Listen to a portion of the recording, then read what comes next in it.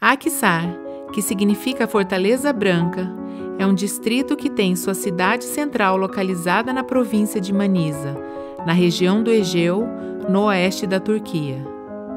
É o maior município da sua região e o centro da cidade é maior do que o de 32 das 80 capitais provinciais da Turquia. Com uma população de 100 mil habitantes, Aksar está localizada em uma planície fértil no grande rio Zabe, o antigo Lycos, rodeado por montanhas perpendiculares ao mar na direção leste-oeste. Com descobertas arqueológicas que estão provando assentamentos datados em 3000 a.C., Aksar tem sido um ativo centro de comércio localizado estrategicamente na interseção de importantes estradas na era antiga e medieval. Foi uma das cidades onde o dinheiro foi usado pela primeira vez. Aksar também é a antiga cidade de Tiatira. Venha comigo nessa jornada.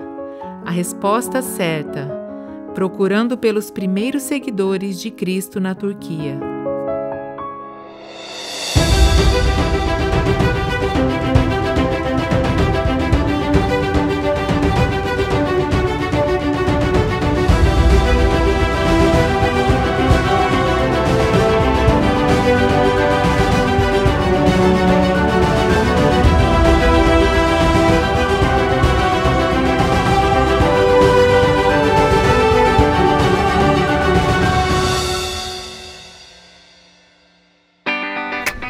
Aksar está localizada no lado oeste da Turquia, aproximadamente 65 quilômetros ao sudoeste de Bergama e 120 quilômetros ao nordeste de Izmir, na rodovia 565. Situada na grande planície de Aksar, a cidade ficava na parte norte do antigo reino de Lídia. Por causa da sua localização no centro da grande planície, a cidade tinha poucas defesas naturais. Atualmente, Aksar ainda é o centro comercial e de negócios em sua região. A cidade moderna é conectada a Izmir e Manisa, duas províncias, por ferrovia e estrada.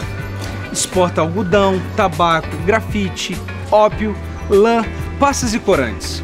O nome de Aksar é internacionalmente associado ao tabaco. A planície é fértil e fornece cerca de 10% da produção total do tabaco turco. As azeitonas e o azeite de alta qualidade de Aksar também são conhecidos globalmente. A antiga Aksar é quase inteiramente coberta pelos edifícios e ruas da cidade moderna. No entanto, edifícios em ruínas dos tempos antigos e da Idade Média ainda podem ser vistos em toda a cidade. É muito provável que você veja pedras ou colunas antigas nas esquinas da parte mais velha da cidade. As principais ruínas da antiga cidade que podem ser vistas hoje estão na seção de Tep Mezari, no centro da cidade de Aksar, localizada em um quarteirão cercado e fechado. Tep Mezari foi submetida a uma profunda exploração arqueológica entre 1969 e 1971. As escavações descobriram os restos de um grande complexo de construção compostos por um edifício de estilo basílica com um relicário e outro prédio retangular adjacente a ele. Este complexo provavelmente é do século V ou VI. E ele era um edifício cívico e não uma igreja. Nas proximidades existem porções de arcos e colunas de uma entrada monumental para uma das ruas de fileira de colunas, bem como porções das colunas que alinhavam a rua do século II e século IV depois de Cristo. Várias inscrições gregas estão entre as ruínas da antiga Tiatira.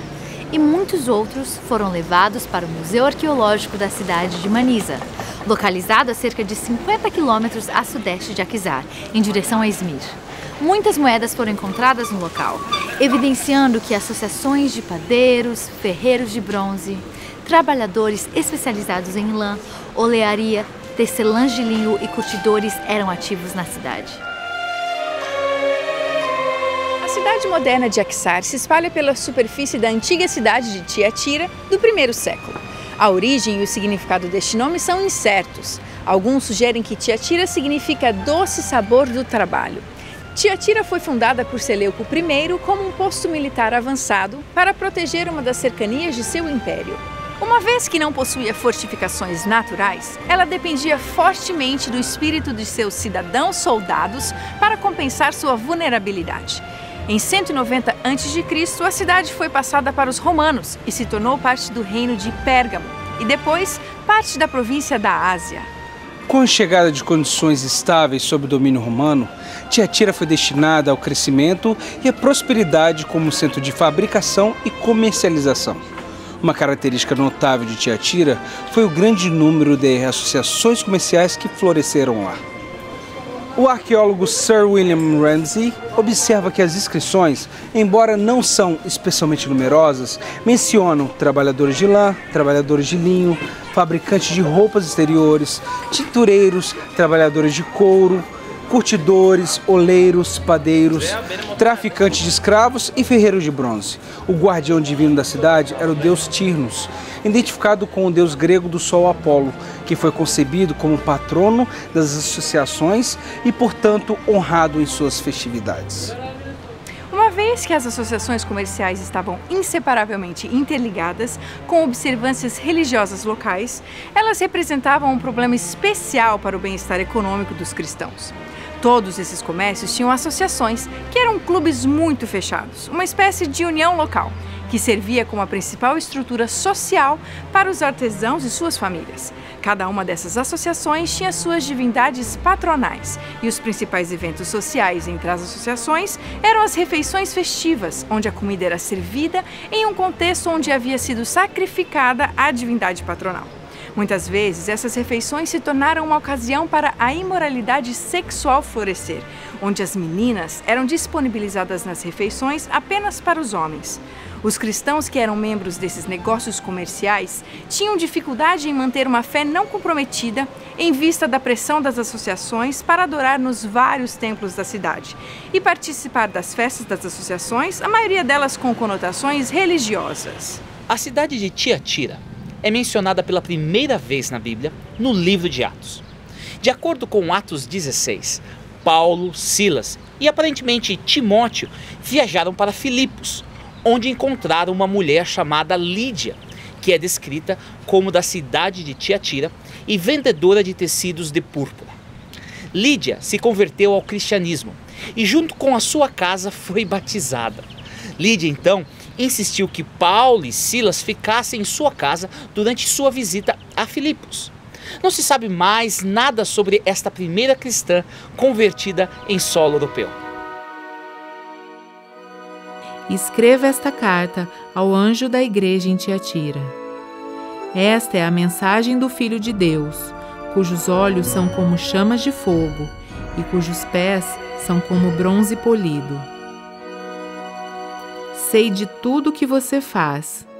Vi seu amor, sua fé, seu serviço e sua perseverança, e observei como você tem crescido em todas essas coisas. Contudo, tenho contra você uma queixa. Você tem permitido que essa mulher, Jezabel, que se diz profetiza, faça meus servos se desviarem. Ela os ensina a cometer imoralidade sexual e a comer alimentos oferecidos a ídolos. Dei a ela tempo para que se arrependesse, mas não quer se arrepender de sua imoralidade. Portanto, eu a lançarei doente numa cama, e aqueles que cometerem adultério com ela sofrerão terrivelmente, a menos que se arrependam e abandonem a prática de tais atos. Matarei seus filhos, e então todas as igrejas saberão que sou aquele que sonda mente e coração. Darei a cada um de vocês aquilo que seus atos merecem. Tenho também uma mensagem para o restante de vocês em Tiatira que não seguiram esse falso ensino. As verdades mais profundas, como eles dizem, e que na realidade vêm de Satanás.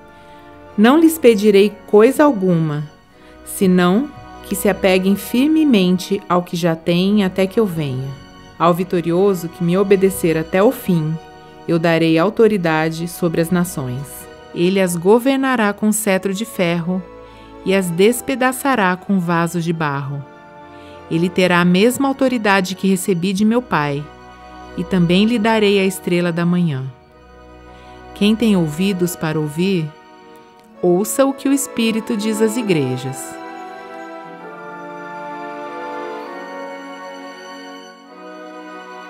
Sobre a carta a Tiatira, Hammer escreve: a carta mais longa e mais difícil das 7 é dirigida à menos conhecida, menos importante e menos notável das cidades. Os cristãos em Tiatira evidentemente não enfrentaram o perigo de grandes religiões pagãs ou estilo de vida pagão, nem tampouco estavam sob a opressão do culto do imperador ou ameaçadas por opositores de Deus. A ameaça para essa igreja não veio de fora, mas de dentro. Para algumas pessoas hoje, a tolerância é a única virtude verdadeira e intolerância o único vício. A mensagem para Tiatira vai contra a fibra da modernidade, estabelecendo limites à tolerância. A principal crítica a Tiatira é que a igreja tolerou algo e alguém que não deveria ter sido tolerado. Além disso, a mensagem para a igreja em Tiatira revela o interesse e cuidado de Jesus pelo bem-estar espiritual de seu povo. Nessa mensagem, ele também os exorta a manter a fidelidade, independentemente das consequências.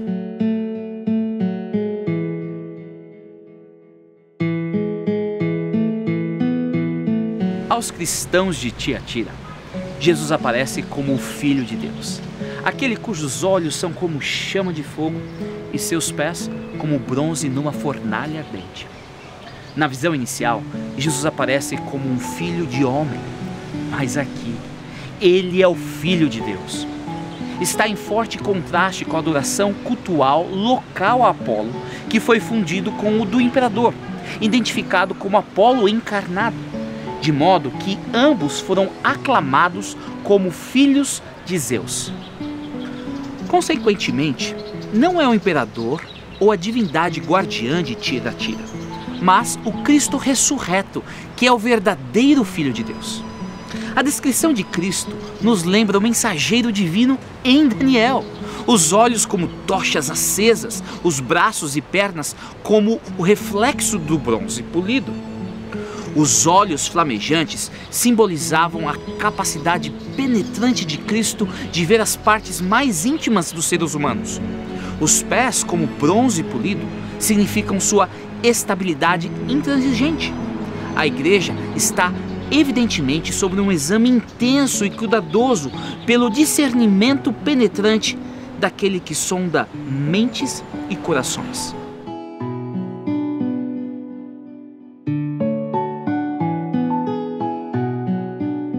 Meu querido amigo, a Bíblia, apresentando as próprias palavras de Deus, declara: eu sou o Senhor e não há nenhum outro além de mim, não há Deus.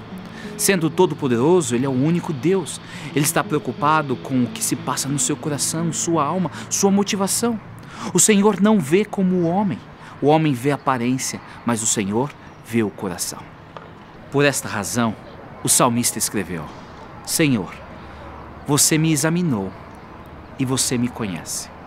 Você sabe tudo o que eu faço. De longe, você entende todos os meus pensamentos. Você me vê, estando eu trabalhando ou descansando. Você conhece todas as minhas ações. Mesmo antes de falar, você já sabe o que vou dizer.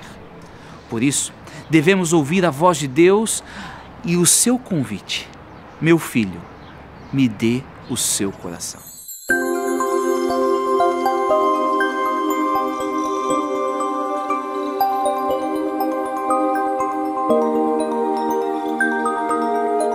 Cristo glorificado está bem ciente dos atos que caracterizavam a igreja de Tiatira. Eles são listados como uma série de qualidades cristãs louváveis: amor, de que nada é maior; a fé, porque é fundamental ter sempre uma confiante dependência em Cristo; serviço, pois é isso que o Mestre espera encontrar seus servos fazendo; e a perseverança, pois progresso constante é mais importante do que um começo brilhante. Não seria maravilhoso ouvir de Deus: eu sei como vocês viveram suas vidas. Eu sei que vocês amam uns aos outros e são leais a mim. Eu sei como vocês ajudaram uns aos outros e conheço sua capacidade de perseverar. As realizações da igreja em Tiatira não são pouco impressionantes. O amor, a fé, o serviço e a perseverança são todos mencionados. E então a frase é acrescentada que os crentes em Tiatira estavam alcançando mais agora nessas áreas do que antes, o que sugere um crescimento na maturidade cristã. Uma situação razoavelmente incomum, uma vez que a tendência é a entropia espiritual se firmar nas igrejas. Há progresso na vida dessa igreja que contrasta com Éfeso, onde a igreja acabou de ser culpada por ter recuado. A mensagem para Tiatira é a única das 7 que contém um reconhecimento de melhoria. Apesar das dificuldades em Tiatira, a igreja experimentou um crescimento espiritual. Há muito a ser elogiado em Tiatira. Não seria maravilhoso ouvir dos lábios do Senhor: você está bem melhor agora do que quando você me conheceu, de quando você começou a me seguir? Devemos ser mais como Tiatira em nosso crescimento espiritual e menos como a tendência do mundo. O apóstolo Paulo, o autor do livro de Hebreus, estava preocupado com aqueles que não experimentavam a maturidade, o crescimento espiritual. Embora a essa altura já devessem ser mestres, vocês precisam de alguém que lhes ensine novamente os princípios elementares da palavra de Deus. Estão precisando de leite e não de alimento sólido. Assim como Jesus se desenvolveu na infância para a maturidade, você também deve crescer na sua vida espiritual. Jesus ia crescendo em sabedoria, estatura e graça diante de Deus e dos homens.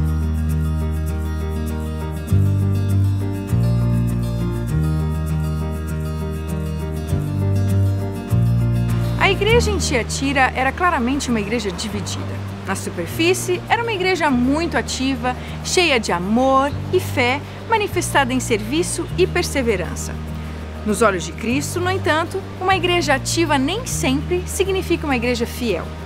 Como observa Barclay, a ameaça para a igreja não veio de fora da igreja, da perseguição, da adoração pagã ou da adoração ao imperador. Ao invés disso, a ameaça veio de dentro, daqueles que afirmavam ter autoridade de Deus, mas levaram a igreja a desviar-se com uma das doutrinas mais perigosas para a igreja cristã, uma doutrina corrompida.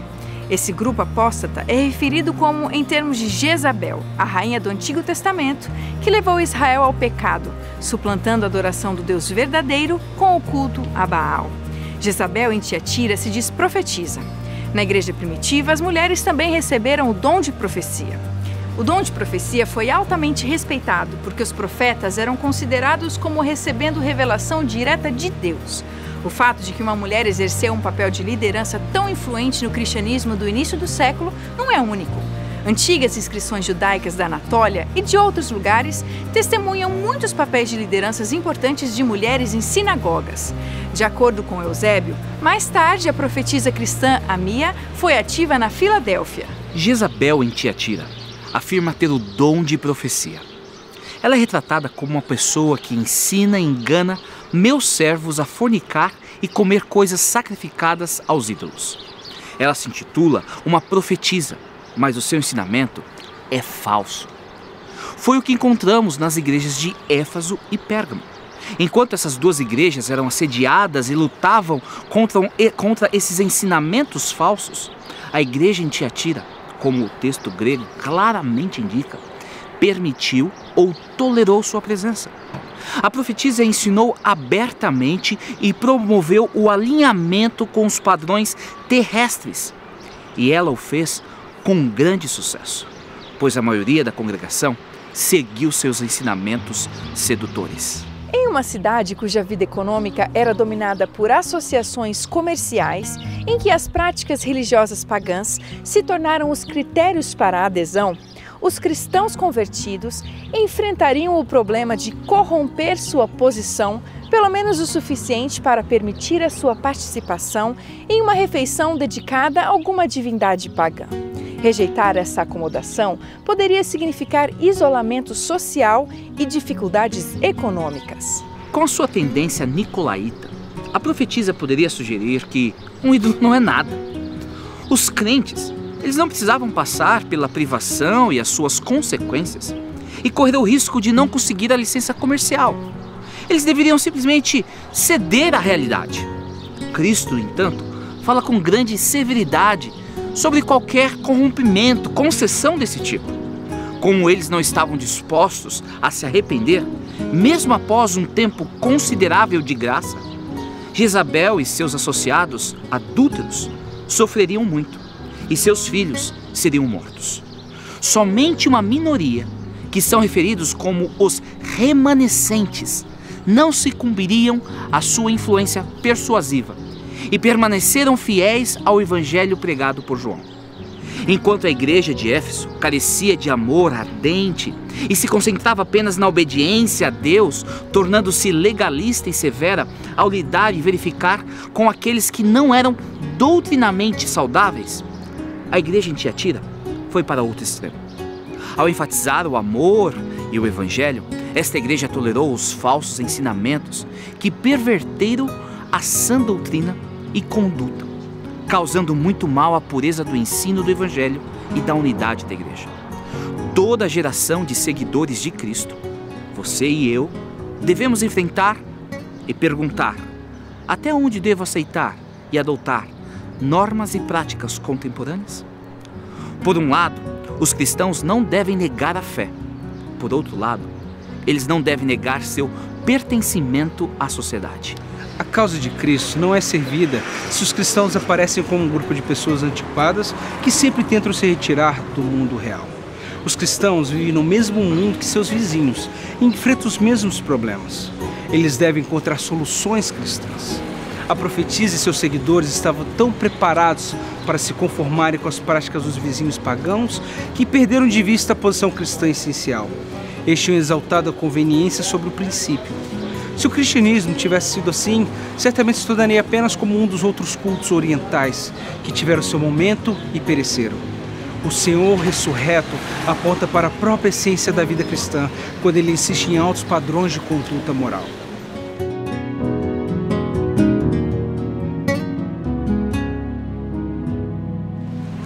Cristo enfatiza para aqueles que não foram persuadidos por essa linha de pensamento que sua única preocupação real deveria ser continuar a manter seu ponto de vista intransigente até ele voltar. Os remanescentes são aqueles que não conheceram as coisas profundas de Satanás. O verbo saber na Bíblia significa mais do que conhecimento intelectual. Denota o conhecimento que vem através da experiência, incluindo a relação sexual. Este remanescente não esteve envolvido no adultério espiritual de experimentar em sua vida a profundidade do ensinamento enganoso de Satanás, mas permaneceu leal e não afetado por seu engano. Cristo não coloca sobre eles nenhum outro fardo além do que os elementos essenciais que foram colocados sobre os cristãos gentios pelo decreto apostólico de Atos 15, 28. Abster-se das coisas sacrificadas aos ídolos e da fornicação. Os vencedores em Tiatira, aqueles que permaneceram leais a Cristo, receberam uma dupla promessa. Primeiro, Jesus prometeu uma parte de sua vitória. Ele lhes dará autoridade sobre as nações, assim como ele recebeu a autoridade do Pai. Segundo, ele também lhes dará a estrela da manhã, que é um símbolo de Jesus Cristo. Para aqueles que permanecem fiéis, Jesus prometeu o maior presente, o dom de si mesmo. Não só os conquistadores estarão com Cristo e governarão com Ele, mas terão um relacionamento especial e próximo com Ele. Nunca perderão e estarão com Ele para sempre.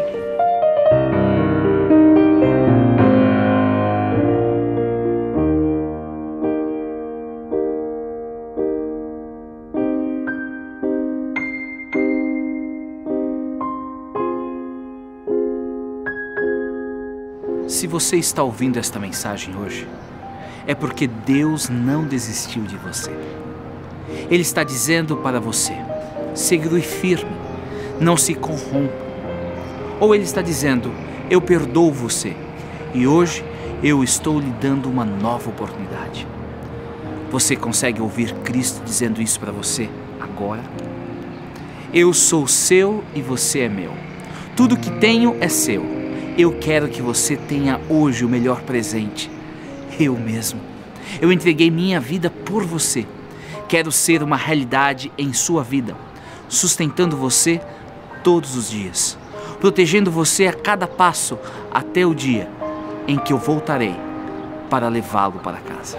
Você consegue ouvir Jesus dizendo para você: eu quero abraçá-lo quando você cair, eu quero limpar suas lágrimas, quero perdoar e restaurar você. Desejo reviver em você a alegria e a paz que vem de uma caminhada íntima comigo. Quero apresentar-lhe todos os planos maravilhosos que tenho para você. Quero dar-lhe um futuro e esperança.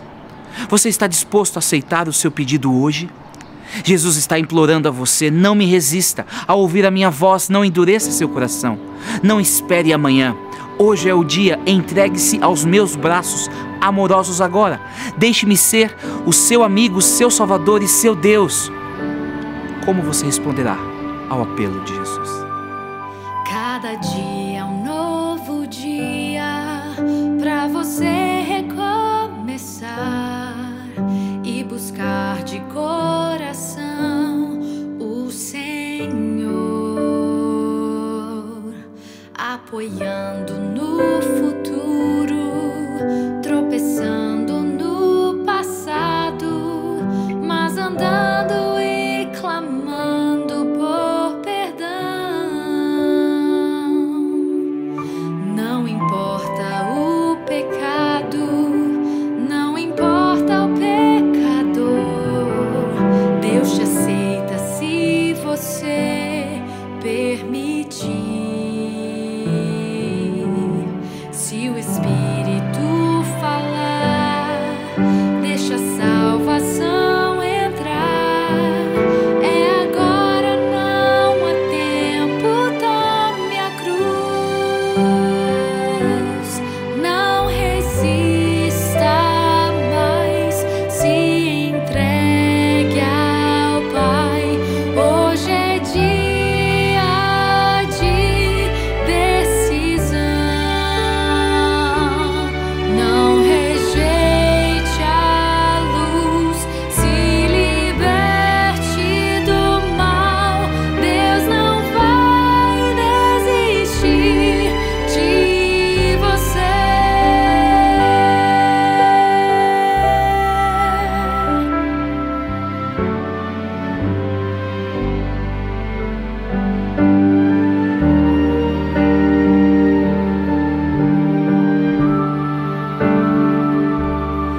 Se você não vê motivos para sua vida continuar, se você se acha indigno para Deus, este é o seu momento. Não o deixe escapar. Não demore, venha a Cristo sem tardar. Não resista mais, se entregue ao Pai. Hoje é dia de decisão. A sua decisão. Não rejeite a luz, se liberte do mal. Deus não vai desistir de você. Não resista mais, se entregue ao Pai. Hoje é dia de decisão. Não rejeite a luz, se liberte do mal. Deus não vai desistir. Deus não vai desistir. Deus não vai desistir de você.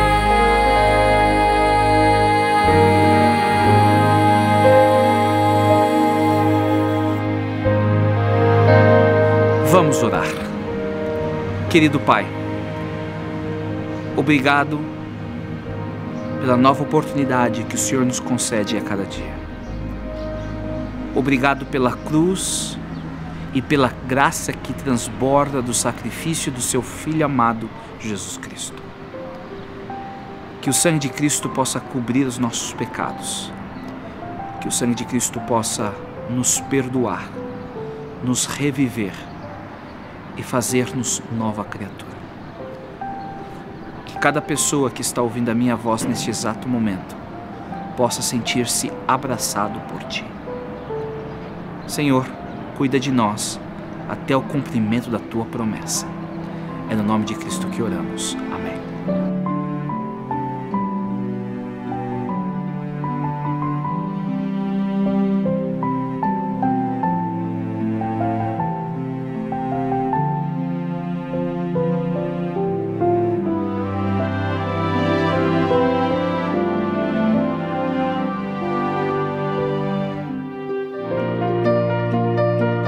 Querido amigo, querida amiga, obrigado por nos assistir hoje.